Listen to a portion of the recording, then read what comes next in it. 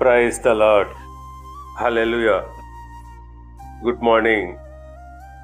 ఈరోజు దేవుని వాగ్దానము కీర్తనల గ్రంథము 85వ కీర్తన 12వ వచనము. యెహోవా ఉత్తమమైన దానిని అనుగ్రహించును. ఆమేన్.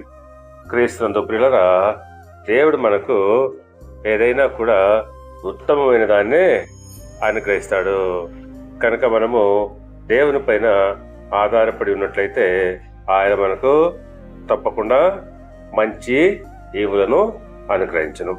అందును బట్టి యాకోబు భక్తుడు అంటున్నాడు, యాకోబు పత్రిక 1వ అధ్యాయము 17వ వచనం ప్రకారంగా, శ్రేష్టమైన ప్రతి ఈవియు సంపూర్ణమైన ప్రతి వారమును పరసంబంధమైనదై జ్యోతిర్మయుడగు తండ్రి నుండి వచ్చును.